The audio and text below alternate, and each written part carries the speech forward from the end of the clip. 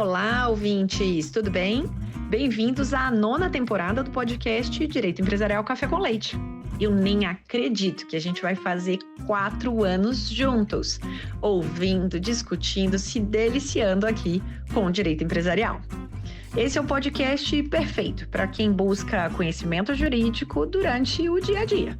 É a sua biblioteca em áudio, gratuita, repleta dos principais textos e autores do direito empresarial no Brasil. Eu sou Amanda Taide, mineira, cruzeirense da UFMG na origem, com passagem em São Paulo, no Largo São Francisco, USP, e Candanga, Fluminense e UNB, de coração. Eu sou casada, mãe do Pedro, de quase 7 anos. Pedro Cristiano Ronaldo. Do Lucas, de 5 anos. Lucas Cristiano Ronaldo, Mbappé e Cano. E tutora do Vira-Lata, da Farofa.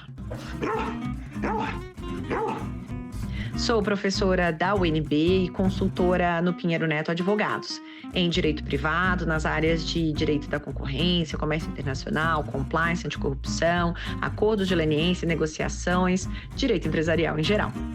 Esse é um podcast simples, curto e gostoso, como um café da manhã, rapidinho durante a semana. Você quer navegar pelo podcast? O nosso novo site foi totalmente remodelado. Entrem em podcast.direitoempresarial Café com Leite e vocês verão uma forma completamente nova de navegar pelo nosso podcast. Os episódios estão organizados tematicamente como uma trilha do conhecimento, facilitando o acesso de todos vocês a temas como teoria da empresa, fundamentos do direito societário, sociedades limitadas, sociedades anônimas e muito mais. Pegue então sua xícara de café com leite ou chá, seu tênis para fazer exercício físico ou seu fone de ouvido para ouvir no seu meio de transporte diário. Vamos então comigo para a próxima xícara de café com leite? A nossa xícara de café com leite de direito empresarial de hoje vai tratar do artigo de autoria do professor Ricardo Mafra, intitulado O Acionista de Referência e sua qualificação jurídica para fins da Lei 6404 de 76, reflexões iniciais. E para isso a gente vai ter a alegria de contar com a participação do próprio autor, o Ricardo Mafra, para comentar o artigo. O professor Ricardo Mafra é professor adjunto de Direito Comercial da Faculdade de Direito da Universidade do Estado do Rio de Janeiro, a UERJ. É doutor e mestre em Direito Empresarial também pela UERJ.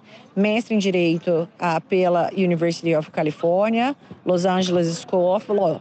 Bacharel em Direito pela Faculdade Nacional de Direito da Universidade Federal do Rio de Janeiro, UFRJ. O professor Ricardo, é uma alegria enorme ter você aqui participando do nosso podcast e apresentando, de um modo simples, curto e gostoso, esse tema, da figura do acionista de referência. Olá, professora Amanda, tudo bem? Bom, em primeiro lugar, gostaria de agradecer o convite para estar aqui no podcast Café com Leite Empresarial. Eu acompanho o podcast já há algum tempo e fico muito feliz de ver o sucesso dessa iniciativa e o público que ela tem alcançado, que é um público amplo e muito qualificado. Então, eu estou muito feliz de poder estar aqui hoje contribuindo um pouquinho para a construção desse projeto. Então, para a gente começar, professor Ricardo, conta para a gente qual que foi a sua motivação para escrever sobre esse tema, que explora esse aspecto do acionista de referência no direito societário, como que foi o processo de escrita também? Conta para a gente. E falando um pouquinho sobre o artigo ele é resultado, na verdade, de um plano de pesquisa que eu elaborei em 2022, quando me credenciei no programa de pós-graduação da UERJ. Então, lá na UERJ nós temos um programa de pós-graduação estrito sensu, mestrado e doutorado, e os professores que se credenciam nesse programa, para dar aula, orientar dissertações e teses, eles precisam apresentar um plano de pesquisa com alguns temas, que eles pretendem explorar nas suas pesquisas individuais, e nos projetos de pesquisa. Uma das linhas que eu me propus a pesquisar é justamente relacionada ao fenômeno do poder de controle, mas com um enfoque um pouco diferente, porque a minha proposta foi de analisar o controle societário não só do ponto de vista dogmático, mas também do ponto de vista do contexto histórico, econômico e social em que essa ideia do controlador e do poder de controle foi concebida aqui no Brasil, porque uma das peculiaridades que a gente tem na nossa legislação societária brasileira é essa governança toda estruturada ao redor do acionista controlador. Então, o acionista controlador ele foi concebido na Lei 6404 como o administrador de fato, né? o gerente supremo, como os juristas que elaboraram o projeto que resultou na Lei 6404, os professores Lamy Filho e Bulhões Pedreira, descreviam, né? Então, eu tive um interesse em investigar mais a fundo por que dessa estrutura tão centrada na figura do acionista controlador e quais as consequências da gente ter essa governança nas companhias que estão dependentes, né, dessa figura do acionista controlador. Então, eu já tenho 2 artigos, além desse, né, publicados sobre esse tema. Um que eu falo sobre a construção do acionista controlador ao longo do tempo, porque o processo de concentração de capital nas companhias abertas brasileiras, ele não foi um processo natural, né? Eu identifiquei várias iniciativas legislativas e de políticas públicas que incentivaram ao longo do tempo a concentração de capital nas companhias abertas brasileiras, até a gente chegar na Lei 6404, que consagrou a figura do acionista controlador. Em um outro artigo, que foi publicado na Revista de Direito das Sociedades da Universidade de Lisboa, em que eu falo sobre a influência da doutrina francesa na concepção teórica, né, dessa figura do acionista controlador, que resultou em alguns dos conceitos que a gente tem na Lei 6404. Então, esse artigo sobre o acionista de referência está dentro desse contexto maior, desse plano de pesquisa que eu propus para o programa de pós-graduação em Direito da UERJ. Então, conta pra gente, o que é o acionista de referência e qual que é a importância prática, né, dessa figura para o direito societário brasileiro? Bom, o acionista de referência não é uma categoria de acionista definida na lei. Se a gente buscar menções ao acionista de referência na Lei 6404, nós não vamos achar nenhuma. Então, um dos objetivos do artigo foi justamente definir o que seria o acionista de referência. Isso foi feito principalmente pela busca de menções ao acionista de referência em documentos arquivados na CVM, principalmente documentos apresentados pelas próprias companhias abertas e documentos da CVM, como, por exemplo, ofícios. Então, analisando essas menções, eu consegui identificar algumas características que se repetem nessas definições, né? E que características são essas? Elas remetem à figura de um acionista com participação relevante, mas não majoritário, dentro de uma companhia com capital disperso, ou seja, uma companhia que não tenha um acionista controlador majoritário, que tenha a maioria do capital social votante, e que seja um acionista com um olhar de longo prazo em relação à companhia, uma estratégia de longo prazo. Então, é um acionista que fica ali durante muito tempo na companhia, com a sua participação, e busca influenciar nas deliberações e na condução dos negócios, né, na orientação dos negócios da companhia. Então, em termos de definição, foi essa a proposta, né, de um acionista com participação relevante numa companhia de capital disperso que tenha uma visão de longo prazo em relação à companhia e efetivamente participe e influencie nas decisões políticas e estratégicas da companhia. E essa é uma definição que tem, né, um bom paralelo com o que a gente vê na realidade, né? Porque na realidade o que a gente chama de acionista de referência é esse acionista com uma participação relevante dentro de uma companhia de capital disperso, e até por isso que se convencionou usar essa nomenclatura, né, de referência, porque é um acionista que, na ausência de um controlador, serve de referência para outros acionistas quando eles vão se posicionar ali e tomar as suas decisões, né? E essa é uma figura muito relevante porque ela vem no contexto maior de um processo que ainda está em desenvolvimento de dispersão do capital das companhias brasileiras. Então, as companhias abertas brasileiras, elas tradicionalmente, né, e principalmente da década de 40 para cá, da década de 40 até o começo dos anos 2000, eram companhias com capital muito concentrado, e, enfim, eu não vou entrar aqui nos detalhes do porquê, né, dessa concentração de capital, mas é um ponto que eu já explorei em outros trabalhos. Mas a partir, né, do começo dos anos 2000, quando nós tivemos o surgimento dos segmentos especiais de listagem, a gente começou a ver cada vez mais companhias passando por um processo de dispersão de capital, perdendo aquele acionista controlador. O acionista controlador abria mão da sua participação majoritária e se tornava ali mais um acionista dentro do conjunto ali de acionistas da companhia. Esse é um processo que vem cada vez mais ganhando força, né? Então, hoje em dia nós já vemos muitas companhias com capital disperso, e aí é justamente nessas companhias com capital disperso em que surge esse fenômeno do acionista de referência. Então, por isso da sua importância, né? Porque é um acionista que tem ali uma relevância no processo de governança, né? De tomada de decisão das companhias com capital disperso, que já são companhias muito representativas do ponto de vista do peso que elas têm na nossa economia e no nosso mercado, né? Então, algumas das maiores companhias com ações listadas na Bolsa de Valores são companhias com capital disperso, e muitas delas com acionistas de referência no seu quadro de acionistas. Espera só um pouquinho que eu já volto para a nossa entrevista. Que você curte direito empresarial, eu já sei, que você está aqui ouvindo o nosso podcast. A minha pergunta é: você sabe quão conectado o direito concorrencial está do direito empresarial? Tem interesse em se aprofundar nesse tema? No primeiro semestre de 2025, eu vou lançar a segunda turma da minha pós-graduação em Direito Concorrencial. É uma pós-graduação totalmente virtual, registrada no MEC, com conteúdo linear, completo e extremamente atualizado, que visa preparar os alunos para os problemas práticos do dia a dia.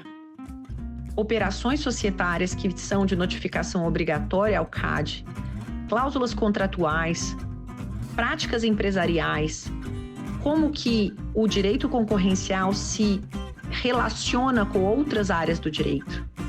Se você ficou curioso e interessado em como que esse conhecimento pode contribuir na sua formação jurídica e na sua atuação prática, eu te faço o convite. Entra no site Pós em Direito Concorrencial e se inscreva na nova pós-graduação que eu estou lançando, portanto, agora, em 2025, a turma 2. Eu espero você lá. Eu já peguei minha xícara de café com leite e a gente pode voltar para a nossa entrevista. No seu artigo, professor Ricardo, você fala sobre a qualificação do acionista de referência em uma das categorias da lei da SA. Que categorias são essas? Por que elas existem? E em qual categoria o acionista de referência se encaixa na sua visão? Bom, professora Amanda, essa é uma pergunta que se relaciona com a essência do artigo, e é uma questão que não é tão simples como ela pode parecer num primeiro momento. Então, eu vou dividir a resposta em 3 partes. Primeiro, para falar um pouco sobre o contexto histórico e econômico em que a Lei 6404 foi promulgada, porque isso é relevante para a concepção das categorias de acionistas que estão dispostas na lei. Segundo, para falar das categorias em si. E terceiro, para falar do enquadramento do acionista de referência em uma dessas 3 categorias. Então, com relação ao histórico, ao contexto histórico e econômico em que a Lei 6404 foi promulgada, a gente precisa ter em mente que a lei societária ela foi concebida como uma resposta a um evento muito traumático que nós tivemos no nosso mercado, que foi a crise de 1971. Né? Então, quando a gente estuda as grandes crises do mercado de valores mobiliários brasileiro, nós temos dois grandes eventos traumáticos na nossa história. A crise do encilhamento, em 1891, e a crise de 1971. São as duas grandes crises que nós tivemos. Em cada uma delas, nós tivemos resposta da legislação à crise. Né? Então, a gente vai focar aqui especificamente na resposta à crise de 1971, que veio na forma de duas leis, a Lei 6404 e a Lei 6385. Então, a Lei 6404, a nossa lei das sociedades anônimas, e a Lei 6385, que foi promulgada no mesmo ano da Lei 6404, em dezembro de 1976, para reger o mercado de valores mobiliários e criar a Comissão de Valores Mobiliários. Então, por que a Lei 6404, especificamente, é uma resposta à crise de 1971, e que resposta é essa? Se a gente analisar o que foi escrito sobre a crise de 1971, a gente vai ver que uma grande parte das pessoas que se debruçaram sobre isso, das pessoas que escreveram sobre isso na época, atribuem as causas dessa crise à atuação de investidores especuladores. E essa figura dos investidores especuladores é muitas vezes associada a acionistas minoritários. Então, uma das coisas, a principal novidade que a Lei 6404 trouxe em relação a legislações passadas foi a da concepção do acionista controlador. Essa figura do acionista controlador, ela não existia em legislações anteriores à Lei 6404. Então, eu posso falar isso porque eu analisei todas essas legislações e o resultado dessa análise está em outro artigo, em que eu falo sobre a criação do acionista controlador nas companhias abertas. Em 1976, a Lei 6404 veio pela primeira vez e definiu o que seria o acionista controlador, e não só definiu o que seria o acionista controlador, como deu a ele instrumentos para que ele pudesse influenciar não só nas decisões dos acionistas, como também na administração. Então, se a gente analisar o artigo 121, a gente vai ver que a Assembleia Geral ela tem poderes de decidir sobre quaisquer negócios que sejam de interesse da companhia. E esse dispositivo, ele abre o caminho para que o acionista controlador domine não só as decisões dos acionistas no âmbito da Assembleia Geral, como também domine a própria administração. E se, por um lado, a Lei 6404 deu diversos poderes e prerrogativas para o acionista controlador, por outro lado, também atribuiu a ele diversas obrigações, deveres e responsabilidades que complementam essas atribuições. Então, seguindo aquela máxima de que com grandes poderes vem grandes responsabilidades. Então, uma característica comum das legislações societárias, e isso a gente consegue observar na legislação de vários países, é que ela tenta criar um equilíbrio dentro da governança das sociedades anônimas. Então, ao mesmo tempo em que ela confere poderes para alguns agentes, para acionistas, para administradores, ela também atribui deveres e responsabilidades. Por isso que a gente tem todo o sistema de deveres fiduciários, de responsabilidade do acionista controlador, justamente para você conseguir criar esse equilíbrio entre poderes, responsabilidades, proteções, e assim por diante. Então, nessa primeira parte da resposta, é importante a gente ter isso em mente, que o acionista controlador ele veio dentro de um contexto de uma resposta à crise de 1971, que foi uma crise cujas causas foram atribuídas a acionistas minoritários, sobre essa designação de investidores especuladores. E né? E aí, justamente, essa figura do acionista controlador se justifica a partir do momento em que você precisa da figura de um acionista forte para colocar, entre aspas, ordem na casa, né? Então, todo o contexto ali desse novo sistema de governança trazido pela Lei 6404 pode ser entendido a partir dessa conjuntura de fatores que a gente teve na década de 1970. Dito isso, quais são as 3 categorias de acionistas que nós temos na Lei 6404? Em primeiro lugar, o próprio acionista controlador, que é o acionista que está definido no artigo 116 da Lei das SA, que fala essencialmente que o acionista controlador é o acionista que detenha direitos de sócios suficientes para que o acionista consiga orientar os negócios da companhia, eleger a maioria dos administradores, né, dos membros do conselho de administração, no caso da companhia aberta, e efetivamente utilizem esse poder para orientar os negócios da companhia.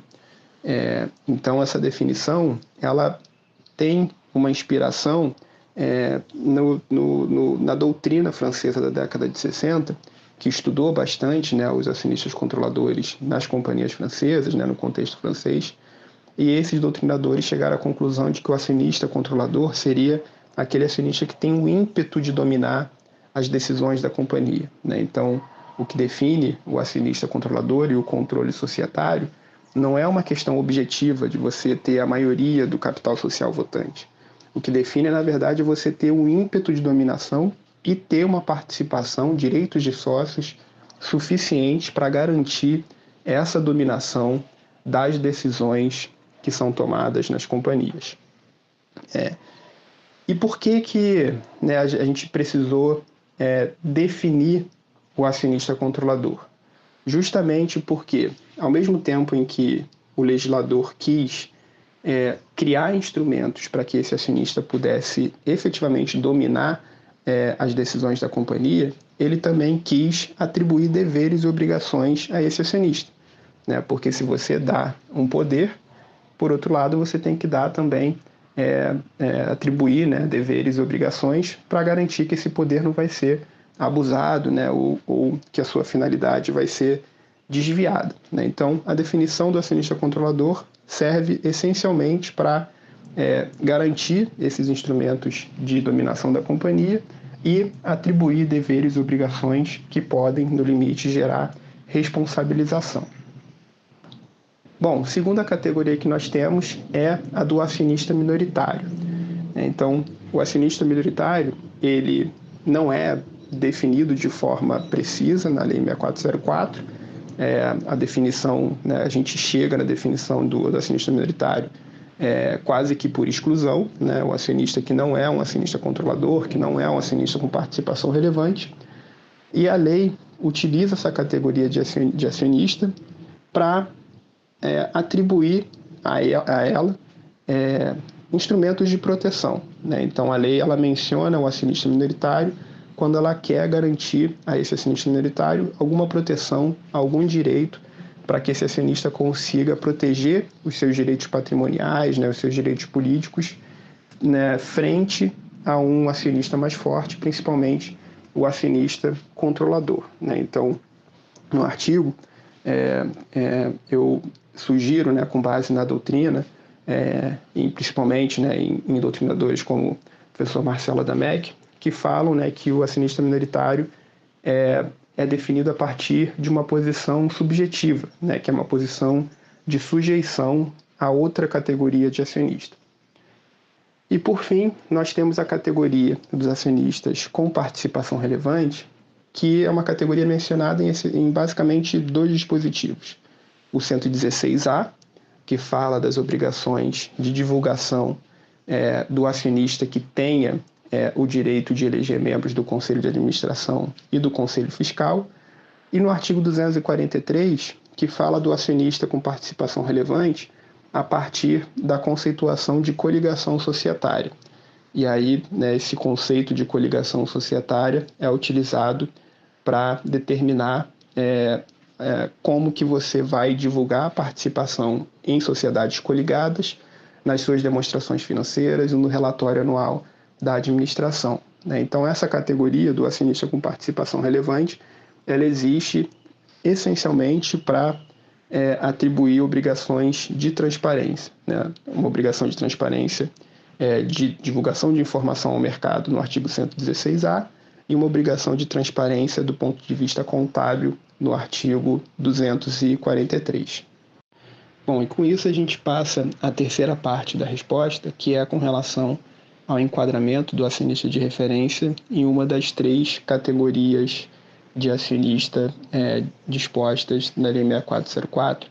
E aqui, já adiantando qual foi a conclusão, o artigo, eu defendo no artigo, né, que o acionista de referência ele pode ser enquadrado como acionista controlador ou como acionista com participação relevante, a depender das circunstâncias do caso, né? Então, é um enquadramento que ele tem uma certa margem de flexibilidade, não é um enquadramento estanque, né, em que a gente vai colocar o acionista de referência numa caixinha e ele não vai sair daquela caixinha nunca. E esse enquadramento, né, ele vai depender ali de uma análise de questões dogmáticas, mas de análise também das circunstâncias do caso concreto, e aí eu posso falar um pouquinho mais sobre isso. Mas antes de entrar nesse ponto especificamente, a gente já pode eliminar uma das categorias, que é a categoria do acionista minoritário. Uma conclusão importante ali do artigo é que o acionista de referência nunca vai se enquadrar como acionista minoritário, porque, como eu falei, né, o acionista minoritário ele é definido a partir de uma posição subjetiva de sujeição a outro acionista ou a outro grupo de acionistas. O acionista de referência ele nunca vai se encontrar nessa situação, porque, por definição, né, pela definição que eu propus no artigo, o acionista de referência ele sempre será ali o acionista com maior participação numa companhia com capital disperso. Então, ele não vai se sujeitar a outro grupo de acionistas ou a outro acionista, mas, pelo contrário, ele pode submeter outros acionistas ao seu comando, à sua dominação. Então, essa categoria a gente já pode deixar de lado. E aí nos resta as categorias de acionista controlador e acionista com participação relevante.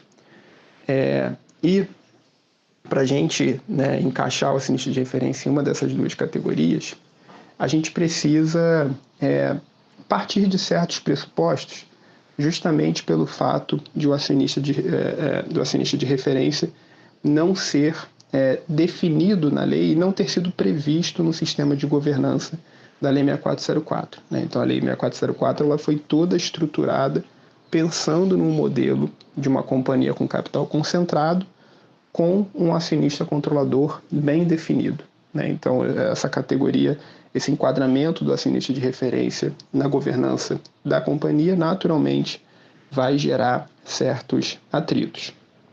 Mas, como a gente já falou, né, essas categorias existem para estabelecer um determinado conjunto de deveres, obrigações e instrumentos de proteção para cada uma das 3 categorias definidas na lei.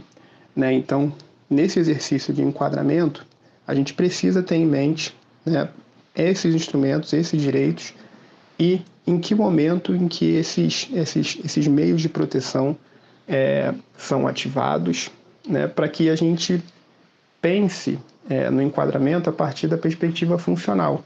Né? Será que a gente precisa, numa determinada situação, enquadrar o acionista de referência como acionista controlador para garantir proteções e direitos aos acionistas minoritários daquela companhia?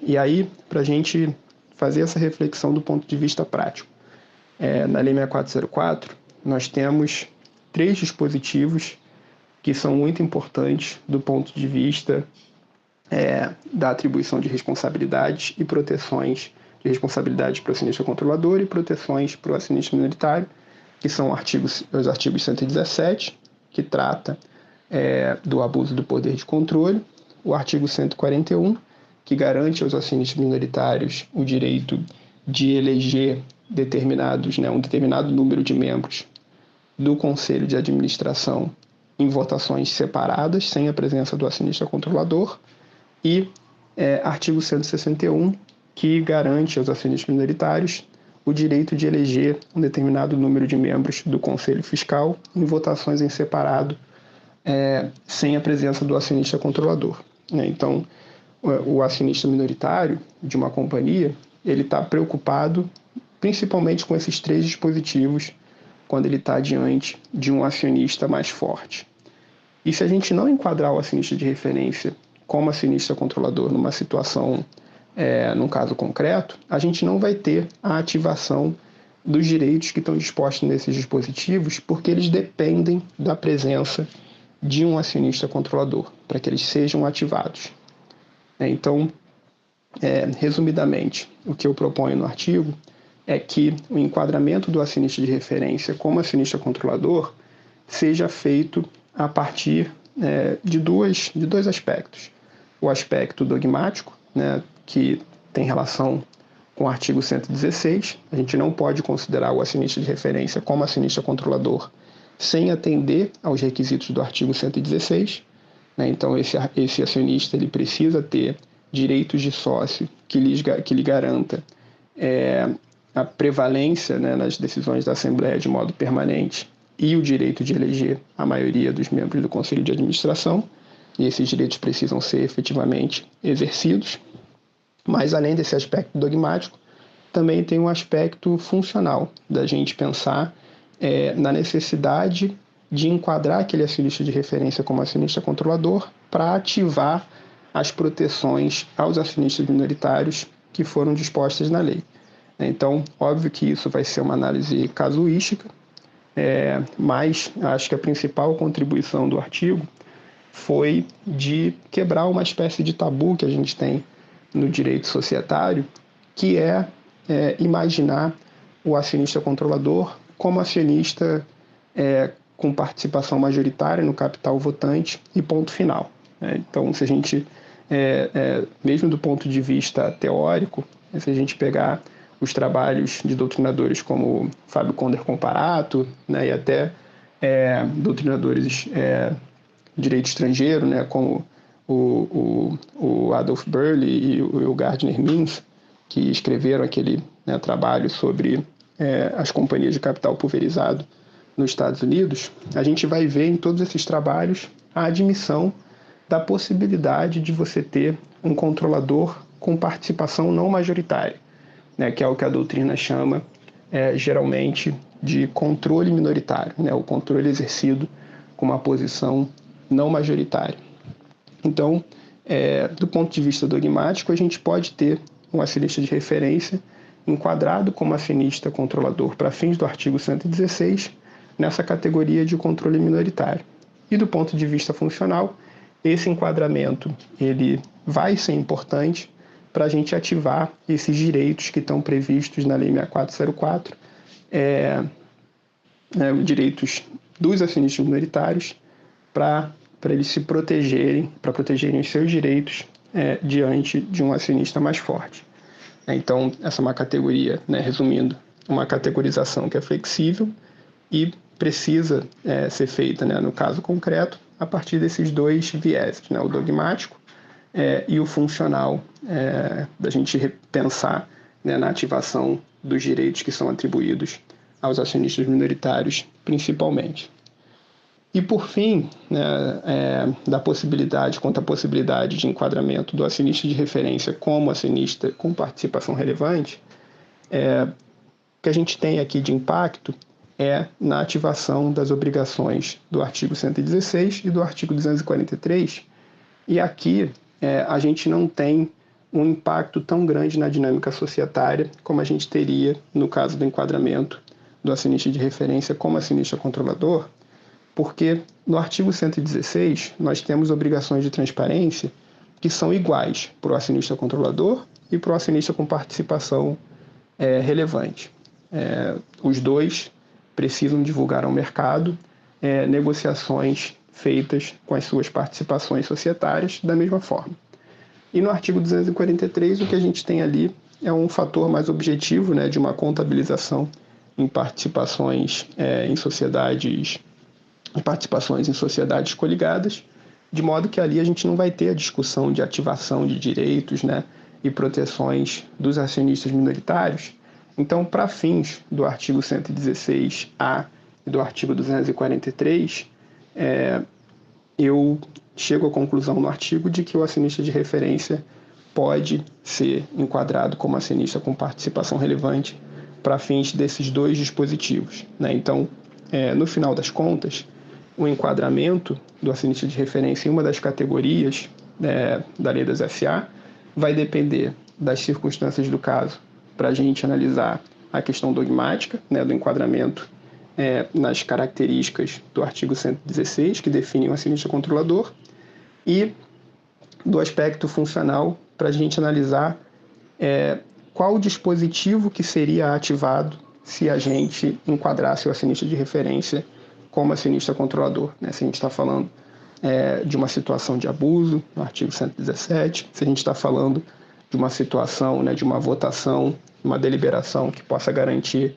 participação dos acionistas minoritários nos órgãos de administração, nos artigos 141 e 161, e assim por diante, né? Então, acho que resumindo aqui e retomando, né, o que eu adiantei no começo, esse enquadramento ele é flexível, ele depende ali de uma análise casuística, mas acho que a principal contribuição desse artigo foi de quebrar, né, esse tabu para permitir que o acionista de referência possa ser considerado como acionista controlador, e a partir daí a gente vai ter que se debruçar, né, no detalhamento desses critérios, dessa análise, como que essa análise tem que ser feita, né? Por isso, inclusive, que o artigo ele já dá o disclaimer no título de que são reflexões iniciais, né? Porque esses critérios, essa forma de análise, ela realmente precisa ser aprofundada, precisa ser detalhada em estudos posteriores. E para a gente entender, né, qual que é o impacto prático dessa discussão? Como que a gente vai ter a definição, né, do acionista de referência na condução do dia a dia das companhias? A gente viu discussões recentes a respeito de responsabilização de acionistas de referência também em investigações conduzidas no Brasil.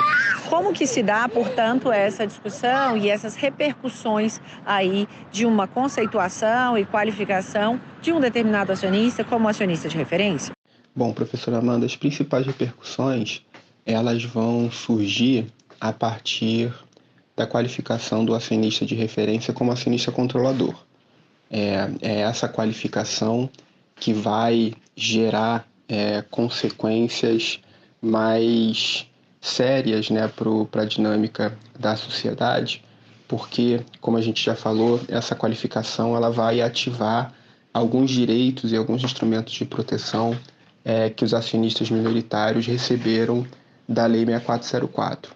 Então, a primeira situação que a gente pode ter, que você já mencionou, é da qualificação do acionista de referência como acionista controlador para fins do artigo 117, que é um artigo que veda o abuso do poder de controle e responsabiliza o controlador pelo abuso do seu poder.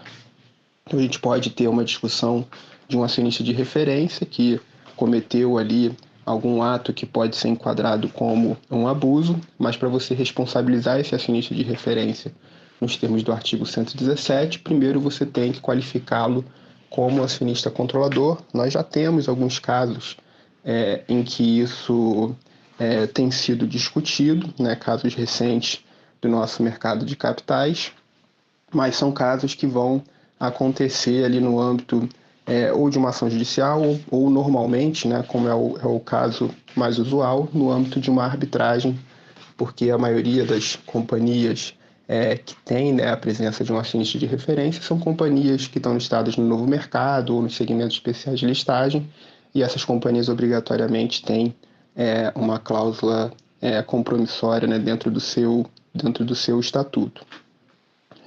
Outra situação em que a gente pode ter discussões sobre o enquadramento do acionista de referência como acionista controlador é nas assembleias para eleição de membros do Conselho de Administração e de membros do Conselho Fiscal.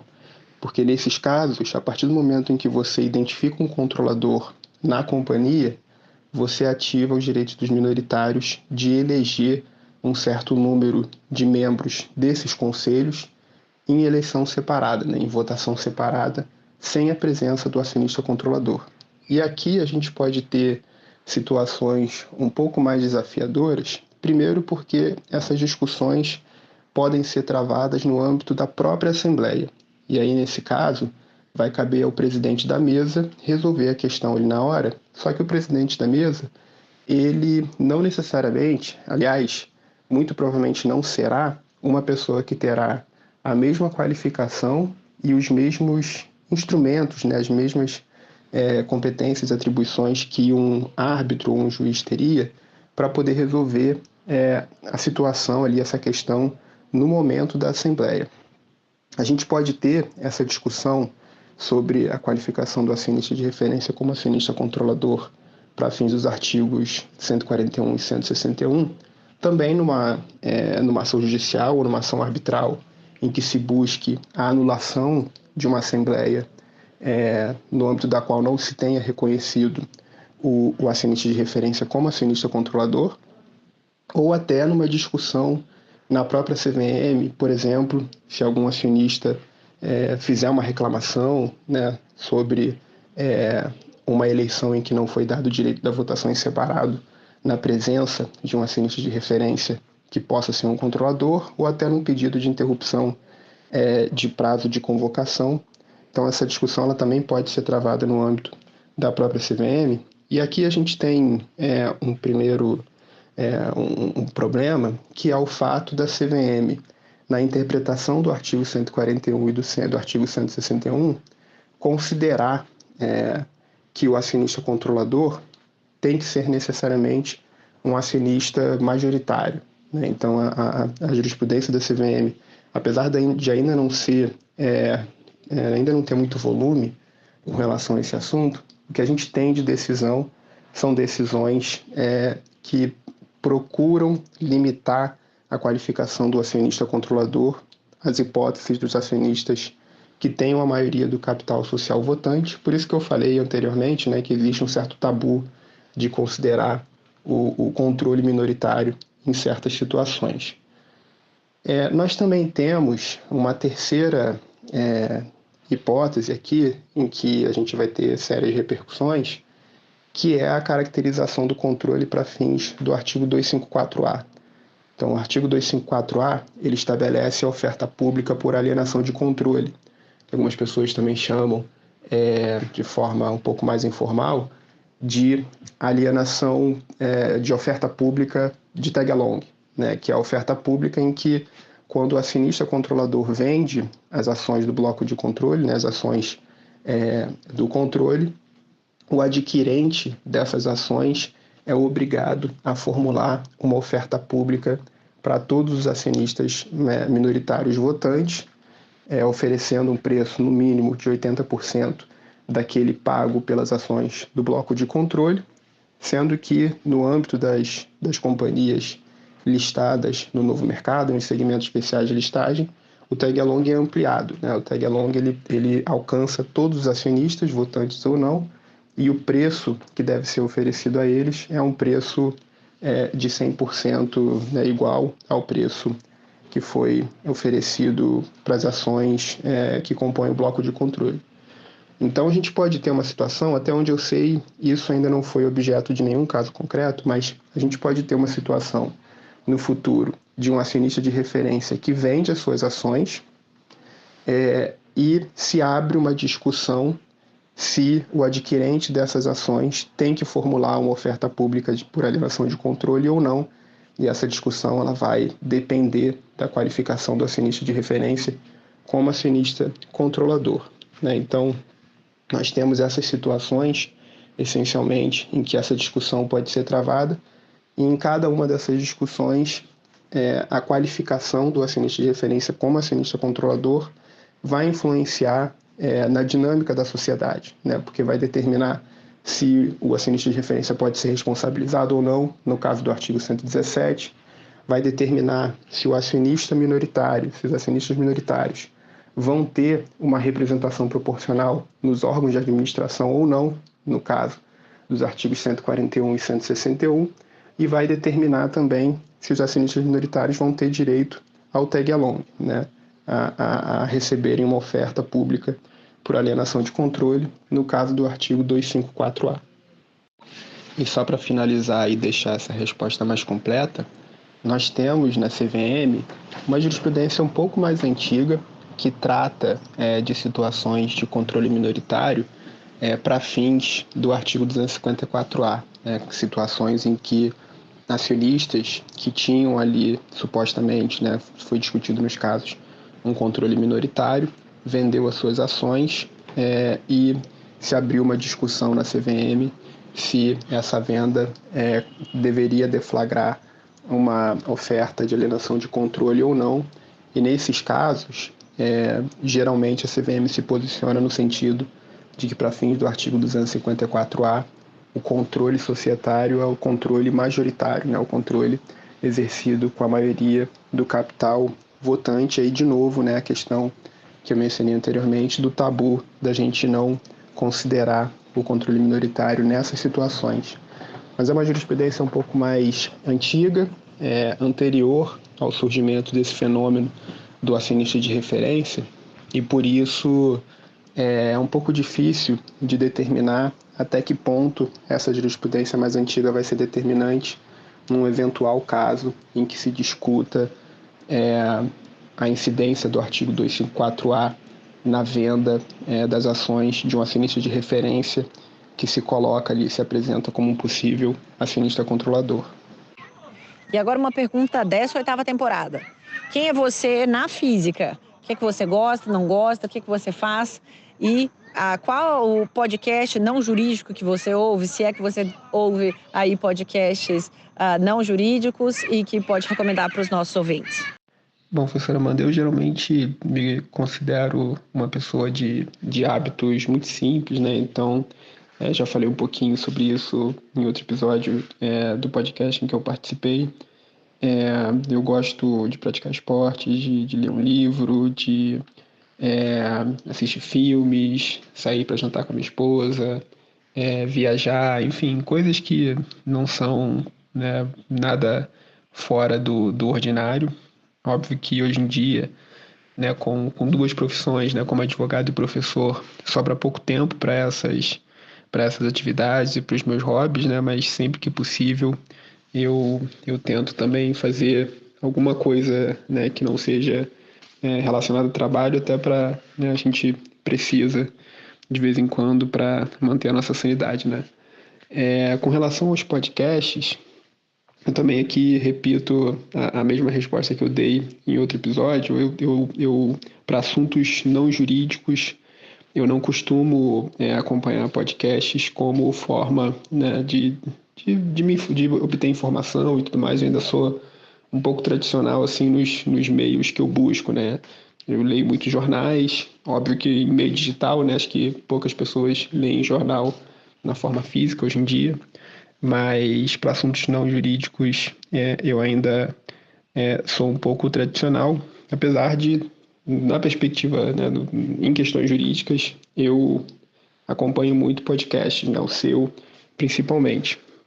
Mas um podcast que eu considero não jurídico, que eu acompanho e recomendo também, é o podcast da Ambima sobre fundos de investimento, que se chama Vai Fundo, e óbvio que tem um pouco de jurídico também, mas é um podcast mais voltado para aspectos econômicos e de mercado, Então, as pessoas que participam ali geralmente não são advogados, e eu acho super interessante. É um podcast que, na minha disciplina de fundo de investimento, mas uma disciplina eletiva que eu ofereço lá na UERJ de tempos em tempos, eu passo alguns episódios desse podcast para os alunos, porque acaba sendo um conteúdo de um assunto complexo, mas que, numa linguagem não jurídica, acaba sendo um pouco mais palatável, um pouco mais acessível.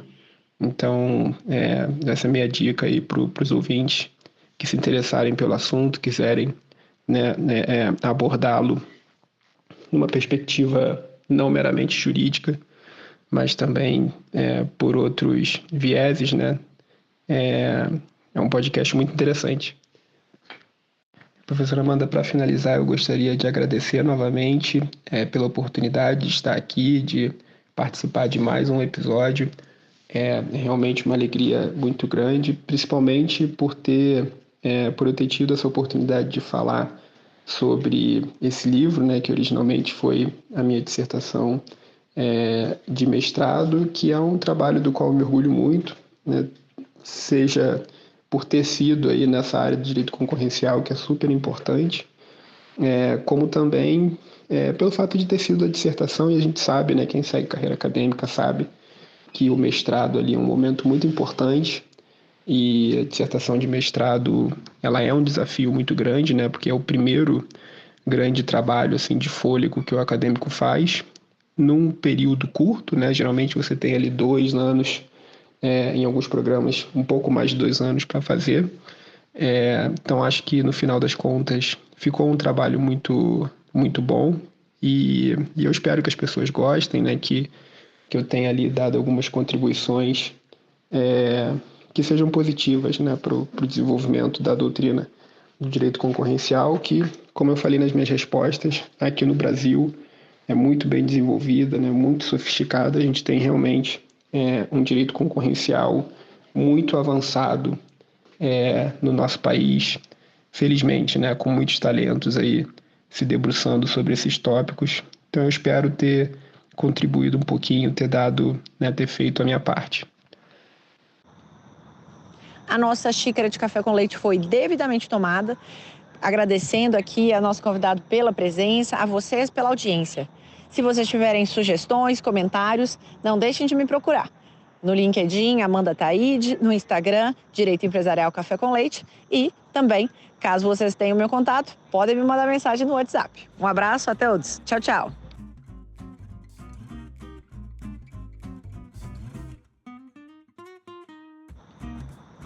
A nossa xícara de café com leite foi devidamente tomada. Agradecendo aqui a nosso convidado pela presença, a vocês pela audiência. Se vocês tiverem sugestões, comentários, não deixem de me procurar. No LinkedIn, Amanda Taide, no Instagram, Direito Empresarial Café com Leite, e também, caso vocês tenham meu contato, podem me mandar mensagem no WhatsApp. Um abraço a todos. Tchau, tchau.